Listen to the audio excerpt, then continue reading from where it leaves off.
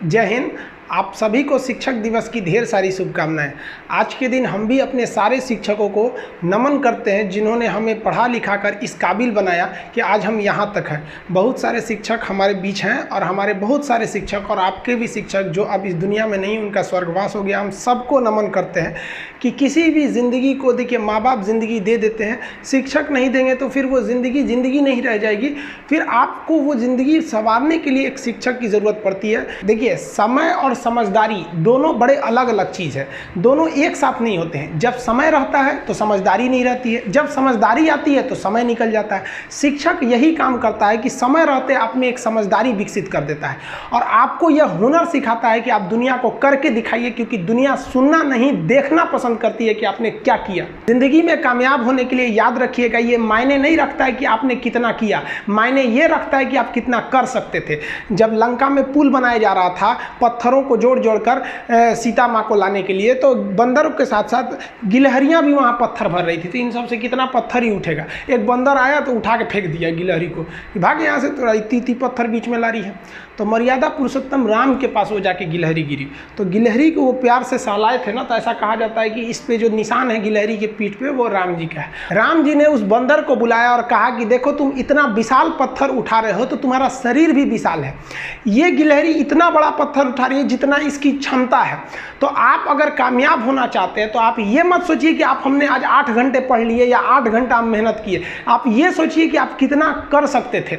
और देखिए, जो सपने देखते हैं उनके लिए तो पूरी रात छोटी पड़ जाती है और सपने पूरे करने वाले के लिए पूरा दिन छोटा पड़ जाता है। अगर आपके अंदर जिम्मेदारी है ना, तो आप यकीन मानिए आप चैन से सो नहीं पाएंगे।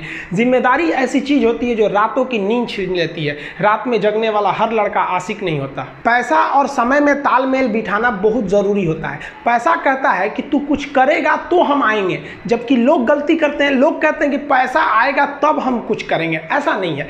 पैसा कहता है कि तू मुझे आज बचा ले, मैं कल तुझे बचा लूंगा। पैसा बेशक भगवान नहीं है और ना ये आपके साथ ऊपर तक जाएगा, लेकिन पैसा जब तक आपके साथ है ना, तब तक आपको नीचे गिरने नहीं देगा। देखिए, पैसा जीवन में बहुत कुछ है, बहुत कुछ, लेकिन पैसा सब कुछ नहीं है। इंसानियत मायने रखने चाहिए। समय के साथ अब कभी खिलवाड़ मत कीजिएगा। दुख की बात यह है कि समय बहुत कम है, लेकिन सुख की बात यह है कि अभी भी समय है। लेकिन समय के पास इतना समय नहीं है कि आपको दोबारा समय देगा। वक्त नहीं लगाइए आपको यह निर्धारित करने में कि क्या करना है, वरना वक्त निर्धारित कर देगा आपका क्या करना है। हम सब की सबसे पहली जो शिक्षक होती है वो माँ होती है, इसलिए माँ का शिक्षित रहना बहुत जरूरी है। अगर कोई शिक्षित माँ है तो वो कभी भी अपने बच्चे को शिक्षा से दूर नहीं करेगी। मेरा ये हरगिज कहना नहीं है कि जिसकी माँ अशिक्षित है उसका बेटा पढ़ा लिखा नहीं होगा। मेरी माँ आज भी अनपढ़ है, आज भी उससे 1 रोटी मांगते हैं ना तो वो 2 रोटी दे देती है। दुनिया की सबसे अच्छा अलार्म जो होता है वो माँ होती है। आप कहिएगा सुबह 7 बजे उठाने के लिए, वो आपको 6 बजे ही उठा देगी और कहेगी बेटा 8 बज गया। आपको इस दुनिया में आपको सबसे बेहतरीन ढंग से जानती है कोई तो आपकी माँ। वो और दुनिया से आपको 9 महीने पहले से जान रही होती है। कहा जाता है कि मेरे नसीब में एक भी गम न होता अगर मेरी तकदीर लिखने का हक मेरी माँ को मिला होता है। माँ बचपन से पाल के बड़ी होती है। आइए यही ना है छोटका, बड़ा होके क्या बोलेगा, माई वाइफ माई लाइफ। गजब बबुआ गजब। इतना उम्र पे छोड़ दी रहती माई ने तो कुत्ता नोच के खा गया रहता। बड़ा होके कहेगा माई वाइफ माई लाइफ। कभी भी माँ बाप से आप ऊंचे आवाज़ में बात नहीं कीजिएगा, वरना आपको शिक्षित कहलाने का कोई अधिकार नहीं है। और बाप जो होता है ना, बड़ा खुददार इंसान होता है, कभी बोल नहीं पाता है। माँ तो बोल भी देती है ना, बाप बोल नहीं पाता है। जेब खाली रहने के बावजूद मैंने बाप को कभी ना कहते नहीं देखा। इस दुनिया में बाप से रईस इंसान मैंने नहीं देखा। लेकिन इन दोनों को कहते हैं कि आप अपने बच्चे को जी जान से प्यार कीजिए, उसे सोने का निवाला खिलाइए, लेकिन उस पर नज़र रखिए दुश्मन की तरह क्या कर रहा है, वरना एक दिन बिगड़ जाएगा। माँ बाप भी लड़कियों को भेजते हैं हॉस्टल में पढ़ने के लिए। हॉस्टल जाती है बबनी पढ़ने के लिए, हाथ में घड़ी नहीं, और उधर से जब आती है छुट्टी पे तो 3000 का सोनाटा का घड़ी पहन के मम्मी पूछती बबनी घड़ी कहाँ से, तो मेरी सहेली गिफ्ट दी है बर्थडे पे। आपको पता चल रहा है वो सहेली गिफ्ट दे रही है। इतना सहेली का गिफ्ट आ रहा है वहाँ पे। आप नज़र रखिएगा, वरना एक दिन आप ही पछताएंगे। पिता को भी हम ये कहना चाहते हैं कि आपके दिए पैसे से ही आपका लड़का बिगड़ता है। अगर उसे ज़रूरत 8000 की है, आप उसे 15000 देंगे तो जेन्युइन है, एक दिन वो आपका नाम खराब करेगा। पैसा ही इंसान को ज़्यादा बिगाड़ता है। उसको लिमिटेड दीजिए जितनी उसकी ज़रूरत है, उससे एक्सेस दे दीजिएगा तो वो फिर बिगड़ेगा। और माँ अगर बेटियों पे ज़्यादा नज़र नहीं रखेगी तो फिर वो भी बिगड़ेगा। नज़र रखिए जब तक वो कामयाब नहीं हो जाता। जब कामयाब हो जाएंगे तो उनके अंदर खुद समझ में आ जाएगी कि क्या मेरे लिए सही है और क्या गलत है। भौतिकवादी इस समाज में भाई भाई में तकरार बढ़ते जा रहा है, ये सबसे गलत है। रावण जैसा शक्तिशाली व्यक्ति हार गया क्योंकि उसके पास उसका भाई नहीं था, और राम जी ने रावण जैसे विशाल लंका के स्वामी को ध्वस्त कर दिया क्योंकि राम जी के पास उनके भाई लक्ष्मण का साथ था। इसलिए आप भाई भाई एक होकर रखिए। बड़े भाई का कुछ कर्तव्य होता है, आपको सबसे ज़्यादा त्याग करना पड़ेगा। बड़े भाई का कहीं पे भी घर में कहीं पे भी पैसे लगेंगे तो ज़्यादा लगेंगे, मेहनत ज़्यादा लगेगा, सब कुछ आपको ज़्यादा करना पड़ेगा। ये दुनिया का दस्तूर है। और छोटा भाई है, उसे कभी भी बड़ों का सुनना ही पड़ेगा और आपको सुनना चाहिए। आपको भी एक बातचीत में एक लिमिट रहना चाहिए। बड़े को भी ये लिमिट रखना चाहिए कि हमें अपने छोटे भाई बहन को कितने लेवल तक डांटना है, लेवल से ज़्यादा नहीं डांटना चाहिए। और छोटे भाइयों और छोटे बहनों को भी याद रखना चाहिए कि हम अपनी ज़ुबान का इतना गलत इस्तेमाल ना करें कि बड़े भाई या माँ बाप को बुरा लगे। वो भले आपको कितना डांटे, लेकिन आप अपने आप के लिए एक लेवल बना के रखिए कि ये इतना लेवल के आगे नहीं जाएंगे हम। कुछ लोग बड़े भाई माँ बाप का जवाब दे देते, कहते ये करो, कहते नहीं करेंगे, क्या करेंगे। हद है भाई साहब, कोई कुछ नहीं करने वाला इस दुनिया में। मर भी जाओगे तो कौन पूछता है। एक तारा टूट जाने से आसमान सूना नहीं होता, लेकिन संस्कार विहीन व्यक्ति जानवर की तरह होता है। हम बहनों को भी कहना चाहेंगे, आप लोग के अंदर शिक्षा बहुत ज़रूरी है। आप कम खाइए लेकिन माँ बाप से कहिए कि हम पढ़ेंगे पढ़ेंगे पढ़ेंगे। शिक्षा बहुत ज़रूरी है, शिक्षा बिना हर चीज़ अधूरा है। और आप जितनी भी लड़कियां हैं उन सबसे कहते हैं अपने अंदर थोड़ा बहुत कुछ सुधार लाइए।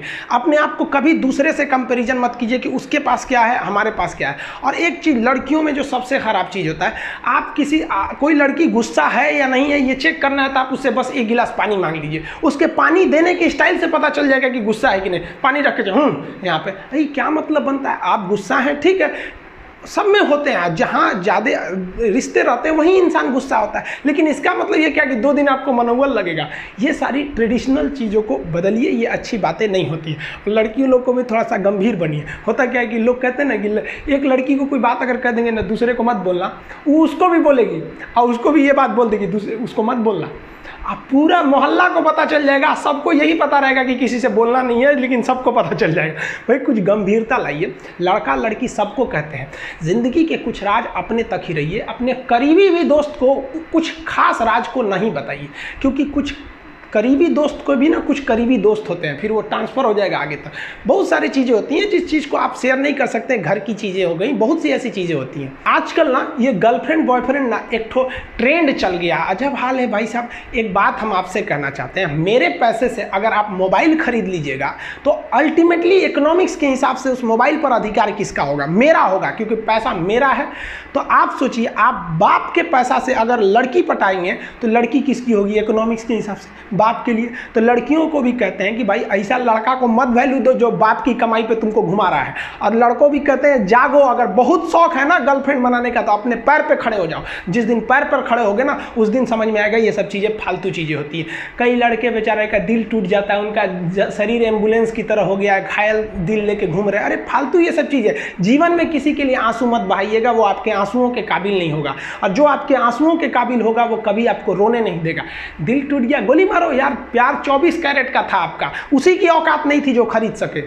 और हस्बैंड वाइफ में भाई साहब, हमारे जितने दोस्तों की शादी हुई है ना सब परेशान रहते हैं हस्बैंड वाइफ में। इन दोनों में केवल एक खराबी, दोनों अपने आप को सुप्रीम कोर्ट समझता है। हमारे भाई साहब आप मिलजुल के रहिए। अभी क्या है कि आप जितने भी स्टूडेंट हैं आप सबका जॉब लगेगा, अपने से सब शादी ब्याह सबकी होगी, भाई आपका परिवार खुश रहे। लेकिन आप देखिए शादीशुदा इंसान हमेशा परेशान रहता है, ये दोनों हमेशा झगड़ते रहते हैं। समस्या क्या है? वाइफ चाहती है हस्बैंड को समझाएं अपनी बात, और हस्बैंड चाहता है कि हम अपनी बात वाइफ को समझाएं। भाई आप दोनों से कहना चाहते हैं, आप कोशिश करिए ये क्या कहना चाहते हैं इनकी बातों को आप समझ जाइए, और आपसे कहते हैं आप अपनी बात मत थोपिए, इसकी बातों को समझिए। होता क्या है, लड़कियों को लगता है कि इनका हस्बैंड बाहर करता क्या है, ऐसे पैसा बरसता है पेड़ पे से हिला के लेके चला। ऐसा नहीं है भाई, बाहर निकलिए फिर समझ में आता है ये कि बाहर जो आपके पिताजी या फिर आपके हस्बैंड या जो भी कमा के लाता है उसको कितना मेहनत होता है। और आदमी लोग को क्या लगता है घर में तो कोई काम ही नहीं है, उठो नाश्ता बनाओ। अरे भाई साहब, झाड़ू लगाने से सही नाश्ता बन तो जरूर जाता है, फिर उससे पहले कितनी तैयारियां करनी रहती है, कहाँ कौन सा सामान है, एक दिन बना के देखिएगा फिर समझ में आ जाएगा, फिर सब लोग खा लिए फिर उसको साफ करो। सबका अपने अपने चीज़ जगह काम होता है। कोई दुनिया की हर चीज़ आपस में इंटरकनेक्टेड है, कोई ज़्यादा कोई छोटा नहीं होता है। लेकिन आजकल लोगों की मेंटेलिटी क्या हो गई, दीवार की हर एक ईंट ये सोच ली है कि पूरी बिल्डिंग को हम ही रोके हुए हैं। अब बताइए कोई एक ईंट रोका है, पूरी दीवार को, पूरे सब चीज़ ने मिल के इस घर को रोक के रखा है। उसी तरह आपकी फैमिली में सबकी ज़रूरत होती है, आप सबकी भावनाओं को समझिए। अपनी ज़िंदगी में हमने भी बहुत कुछ सीखा है। लोग कहते हैं कि दुनिया गोल है, भाई दुनिया गोल नहीं है, दुनिया मतलबी है। ये प्यार से नहीं चलती है, मतलब से चलती है। दुनिया में कोई भी रिलेशन बनाने के लिए, कोई रिश्ता जो है ना, उसके लिए 3 चीज़ का होना ज़रूरी है। एक डर, ज़रूरत और इंसानियत। ये 3 चीज़ ही किसी न किसी रिश्ते को रोक के रखता है। एक टीचर स्टूडेंट में रिलेशन होता है, उसको डर है कि टीचर के पास पढ़ेंगे ना जल्दी रिजल्ट होगा, अपने से पढ़ेंगे थोड़ा लेट हो सकता है। ज़रूरत भी है उसे कामयाब होने के लिए, और इंसानियत तो बहुत है भाई। टीचर और स्टूडेंट का रिश्ता जो हमेशा जो बना रहता है वो तो इंसानियत के लिए बना रहता है। वरना अगर आपकी नौकरी हो गई तो आपका डर खत्म, ज़रूरत खत्म, तो आगे रिश्ता कौन रोक के रखता है? इंसानियत। तो दुनिया में किसी रिलेशन को बनाने के लिए 3 चीज़ का होना ज़रूरी है। इंसानियत जिसमें सबसे बड़ी चीज़ होती है। और इस दुनिया में ना, इस दुनिया में बहुत सी भाषाएं बोली जाती है। इन सारी भाषाओं में सबसे मीठी भाषा होती है मतलब की भाषा। अगर आपसे कोई बहुत मीठा बोलने लगा ना, समझिए कि कहीं ना कहीं मतलब छुपा है। मतलब की भाषा बहुत होगी यहाँ पे। लेकिन ये ज़ुबान जो है ना आजकल बहुत खतरनाक हो गया। कभी कभी देखते होंगे कुछ लोग आपके गलत बात का भी जवाब नहीं दे पाते हैं। तो जवाब देने भाई साहब सबको आता है, बीच में माँ बाप का संस्कार चला आता है। और संस्कार बहुत चीज़ होती है। संस्कार यदि आपके अंदर है तो सब कुछ हारने के बाद भी आप जीत सकते हैं। और अगर संस्कार की जगह अहंकार आ गया ना, तो जीता हुआ भी चीज़ों को हार सकते हैं। कमज़ोर व्यक्ति ही दूसरे काम का बदला लेता है, लेकिन जो ताकतवर होता है वो माफ़ कर देता है। लेकिन जो बुद्धिमान व्यक्ति होता है वो इग्नोर कर देता है, नज़रअंदाज कर देता है और बच के निकल जाता है। क्योंकि अगर कोई व्यक्ति आपको पहली बार धोखा दिया तो इसमें उस व्यक्ति का गलती है, लेकिन वही व्यक्ति अगर दोबारा धोखा दिया तो इसमें आपकी गलती है। सबसे समझदार होके चलिए और मिजाज में कुछ सख्ती भी रखिए। लोग पी जाते अगर समंदर खारा नहीं होता, तो थोड़ा सा सख्ती भी बना के रखना चाहिए। इस दुनिया के कुछ दस्तूर हैं, आप किसी के लिए कितनी भी भलाई कर दे वो याद नहीं रखेगा, ये दुनिया का दस्तूर है। और आपकी गलती को कोई भूलेगा भी नहीं, इसे आप बुरा नहीं मानिए, ये दुनिया का दस्तूर है, इसे आप चेंज नहीं कर सकते। जैसे सूरज पूरब से निकलता है वैसे ही ये चीज़ें होंगी। लेकिन हम आपसे कहते हैं, आप दुनिया में आज कई लोग होते हैं दूसरे को लगते हैं सिखाने, आप क्यों दूसरे को बार बार ज्ञान देने लगते हैं? आप अपने आप को क्यों ज्ञानी समझने लगते हैं? दूसरे को सुधारने की कोशिश मत कीजिए, बल्कि खुद सुधरिए। आपके सुधरने से हो सके कि पृथ्वी से एक बुरा इंसान सुधर जाए। आप समाज में जहां भी रहेंगे तो आपके पास बहुत सारे लोग आएंगे, कुछ गलतियां भी करेंगे, कुछ अच्छा काम भी करेंगे। जब भी किसी की प्रशंसा कीजिए तो पूरी महफिल में कीजिए कि ये व्यक्ति ने अच्छा काम किया। लेकिन अगर किसी की शिकायत या उसकी आलोचना करना है, उसे डांटना है, तो उसे अकेले में समझाइए। और डांटने के बाद उसमें इस तरह से कर दीजिए, उसमें प्रशंसा मिला दीजिए। कोई गलती कर दिया, मान लीजिए आपका छोटा भाई नहीं पढ़ाई किया, गलत कम नंबर लाया, तो उसे डांटिए कि, लेकिन अकेले में डांटिए कि इतना कम नंबर क्यों लाया। फिर उसे उसी में एक पॉजिटिवनेस जोड़ दीजिए, तुम्हारे में इतना मेहनत है, हम इसलिए डांट रहे हैं कि तुम कर सकते थे लेकिन क्यों नहीं किए।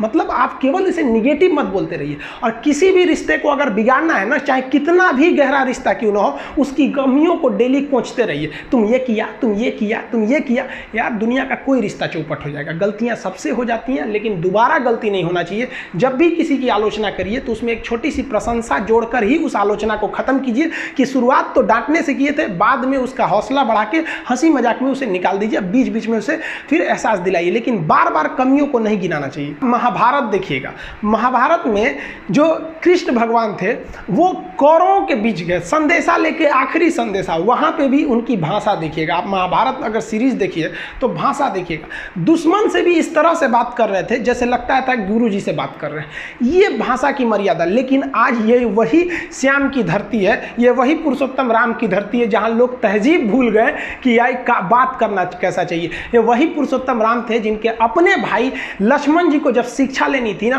तो रावण के पैताने बैठे थे कि ये शिक्षा लेना है तो उसके पास झुकना पड़ेगा यहाँ पर। लेकिन आज हम लोग भूल गए हैं कि हमें बात में तो इतना आजकल वो तहजीब ही नहीं रह गया है कि इतना रफ बोल दो कि दुश्मन। किसी से पूछा, एक लड़का पूछा तुम्हारा क्या हाल है, तो कह रहा है खराब है, ठीक कर दोगे। जब हाल है भाई। आप सबकी जिंदगी में कुछ कठिनाइयाँ आएंगी, ठोकरें लगेंगे, लेकिन ठोकर खा के संभलना भी जरूरी है। ठोकरें खाकर भी न संभला तो ये मुसाफिर का नसीब, राह के पत्थर तो अपना फर्ज अदा कर चुके हैं और कभी भी मुश्किलों से घबराइएगा नहीं। कोको कोला कंपनी जब स्थापना हुई थी तो एक साल में केवल इसके 25 बोतल बिके थे। कंपनी का दिमाग हिल गया था, लेकिन आज के समय में दुनिया में हर जगह कोको कोला बिकता है और इसने तो फिजिक्स को उल्टा कर दिया।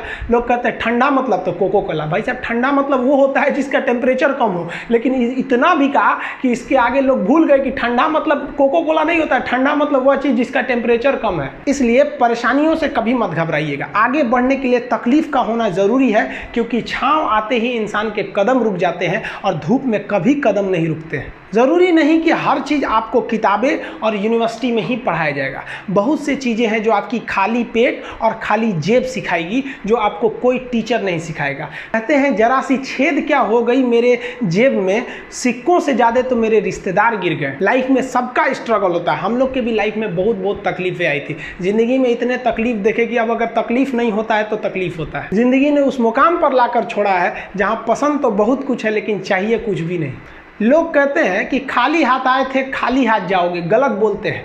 लोग भले खाली हाथ आते हैं लेकिन जब जाते हैं तो अपने साथ कुछ संस्कार, कुछ यादें छोड़ जाते हैं। एपीजे अब्दुल कलाम खाली हाथ तो आए थे, क्या खाली हाथ गए? हमारे जितने देश के लोग हैं उन देशवासियों के लिए एक प्रेरणा के स्रोत बन गए हैं। लेकिन अगर आप खाली हाथ आते हैं और खाली हाथ चले जाते हैं तो आपका पुरुष योनि में जन्म लेने का कोई अर्थ ही नहीं बना। अपनी मंजिल को भुलाकर जिया तो क्या जिया, है दम तुझ में तो उसे पाकर दिखा। लिख दे खून से अपनी कामयाबी की कहानी और बोल उस किस्मत को कि है दम तो मिटा के दिखा। इसलिए कभी किस्मत को मत कोसिएगा, अपने हौसले से अपनी कहानी लिखिएगा। पसीने की स्याही से जो लिखते हैं अपने हौसले के इरादे, उनके मुकद्दर के पन्ने कभी कोरे नहीं होते। देखिए, शिक्षक और सड़क ऐसी चीज है जो खुद तो अपने जगह पे रहती है और दूसरों को मंजिल तक पहुंचा देती है। इस शिक्षक दिवस बड़ा अजीब सा शिक्षक दिवस रहा। आज शिक्षक दिवस में सुबह 11 बजे से लेकर शाम 5 बजे तक जो हम लोग का प्रोटेस्ट था या फिर ट्विटर पे जो भी रहा, उसका कई ज़्यादा फायदे भी हुए थे। लेकिन ये जब कब तक चलेगा? ये संस्थाएं अपने से क्यों नहीं सुधरेगी?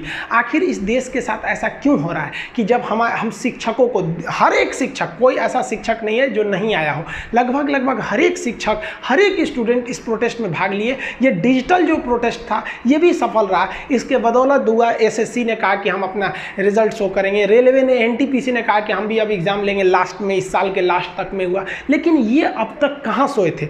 अगर युवा इस देश का नहीं जागा रहता तब तो आप सोए रहते। युवाओं, आप जागो, जितने स्टूडेंट हैं आप जागो। आपको हम बताए भी थे, हमेशा बोलते हैं अधिकार कभी मांगने से नहीं मिला, इसे छीनना पड़ेगा। और धन्यवाद देते हैं हम लोग ये जो व्हाट्सएप, फेसबुक, ट्विटर, ये सब जो आए, ताकि सरकार जो थी यहाँ तक बात अब इजीली पहुँच जाती है। नहीं तो वही हो जाता, मध्य प्रदेश में बेचारे भोपाल में लड़कों पर लाठी चार्ज कर दिया गया, यहाँ पर पुलिस वाले लाठी चार्ज कर दिए। याद रखना, लाठी चार्ज करने वाले पुलिस वालों, एक दिन आएगा जब आपके बच्चे भी ना ऐसे ही सड़क पर लाठी खाएंगे नौकरी के लिए। फिर आपको याद आएगी कि जब युवाओं ने अपना अधिकार मांगने आया था तो आपने किस तरह उन पर लाठियां बरसाई थी।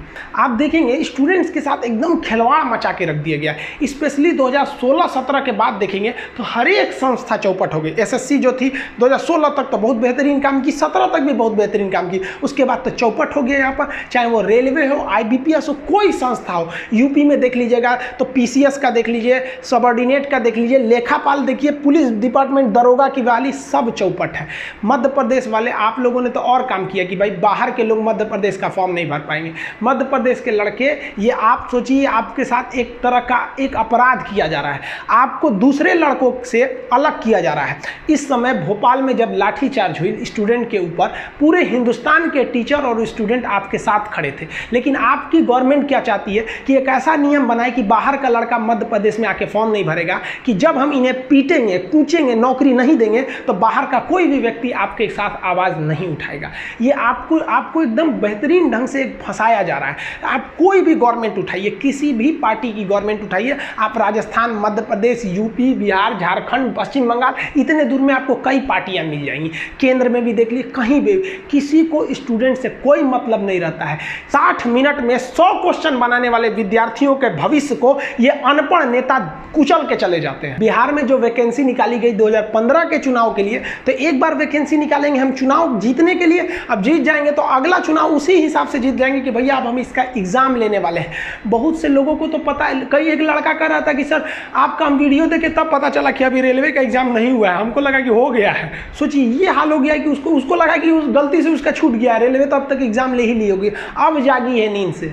स्टूडेंट्स को कहते हैं आप ये जो लड़ाई चालू कर दिए हैं इससे आप पीछे मत हटिएगा। लोग आपको कुछ भी कहेंगे आप टस से मत होइएगा, आप सीधा कहिए हमें पढ़े हैं तो हमें जॉब चाहिए। अगर हमको किराने की दुकान खोलनी रहती या हमें अपने पैर पर खड़ा रहना पड़ता तो खामखा में ना लड़का BSc MSc या PhD करके घूम रहा है। किराना की दुकान खोलने के लिए तो नॉर्मल वो इंटर मैट्रिक करके बैठ जाता, वहाँ दुकान अच्छा चला लेता। बहुत से तो ऐसे अनपढ़ लोग हैं जो कभी कॉलेज नहीं गए लेकिन उनकी किराने की दुकान फर्स्ट क्लास चलती है। तो ये बात पहले ना बोलना चाहिए था। अब अगर पढ़े लिखे नेता रहते तो उन्हें पता होता है कि एक बेरोजगारी कई टाइप की होती है, जिसमें एक होती है शिक्षित बेरोजगारी। जब किसी शिक्षित व्यक्ति को उसके लेवल का जॉब नहीं दीजिएगा तो वो अच्छे से काम नहीं कर पाता है। अब हम लोग हैं ग्रेजुएट लड़कों को पढ़ाने के लिए, हमको दे दीजिए क्लास 7 के लड़का को पढ़ाने के लिए, मन लगेगा कभी? अपने आप में ही अजीब लगेगा कि भैया हमको उठा के यहाँ ले आकर पढ़ाने को दे दिया।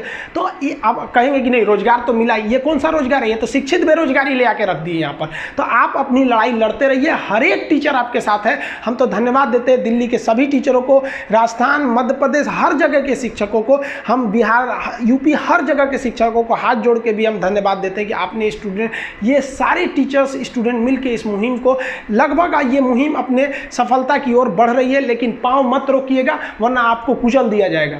एक टीचर का हमारे पास फोन आया, बड़ा खुशी हुआ। वो कहे कि सर हम यूट्यूब पर नहीं पढ़ाते थे, हम आज ही यूट्यूब चैनल बनाए हैं केवल इसलिए कि अपना प्रोटेस्ट दिखा सके कि हम स्टूडेंट के साथ हैं। सोचिए इतने ऐसे टीचर भी आपके साथ हैं, और कुछ तो मिलियन वाले सब्सक्राइबर वाले टीचर हैं जिन्होंने आप तक कुछ नहीं बोला है। तो खैर कोई बात नहीं, ये जब एग्जाम आएगी ना तो ये टीचर आएंगे आपके पास कहने कि इनका बैच परचेज करिए, इन्हें सब्सक्राइब कीजिए। फिर आप मत भूलिएगा कि कौन आपके साथ खड़ा था, कौन आपके साथ छोड़ कर गया था। 5 सितंबर को ऐप लॉन्च करना था, इसलिए ऐप को रोक लिया गया। आज कई लड़कों ने ऐप को इनरोल भी कर लिए हैं, उनका डाटा है हमारे पास, आप टेंशन नहीं लेंगे। एक्चुअली अच्छा नहीं लगा कि आज सारे टीचर स्टूडेंट प्रोटेस्ट कर रहे हैं, भोपाल में स्टूडेंट के ऊपर लाठीचार्ज किया जा रहा है और आज किसी ऐप का इनॉग्रेशन किया जाए तो ये अच्छा नहीं था, इसलिए उसको रोक लिया गया। जिन लड़कों का इनरोलमेंट हो गया उन्हें नहीं दिख रहा होगा ऐप पर कि सर ने मतलब ये सब्जेक्ट वगैरह नहीं दिख रहे होंगे, आप टेंशन नहीं लीजिएगा। वो इसलिए रोक दिए कि आज का दिन, भले शिक्षक दिवस हर साल अच्छे से मनाते थे, इस बार का जो शिक्षक दिवस रहा वो विरोध प्रदर्शन को दिखाने के लिए रहा, और आप स्टूडेंट्स के बदौलत ही हम लोग ये लड़ाई जीतने के कगार पर हैं। देखिए ऐप पर सबसे पहले पॉलिटी का क्लास स्टार्ट होना था, उसे हम रोक दिए, लेकिन पॉलिटी का जो फर्स्ट चैप्टर होता है उसे यूट्यूब पर डाल दिए। आप वहां से पढ़ाई को कंटिन्यू करेंगे और जैसे ऐप आएगा तो आप लोग दोनों से मर्ज हो जाएंगे उस चीज़ को। अभी सरकार से 1-2 दिन में और सारी बातें मनवा लेते हैं, फिर हम लोग उसके बाद जब बातें मान ली जाएंगी तो हम लोग रेगुलर वे में पढ़ते रहेंगे। आपको यूट्यूब पर आपका चैप्टर वाइज क्लास हम प्रोवाइड करते रहेंगे। मिलेंगे नेक्स्ट वीडियो में, तब तक के लिए जय हिंद।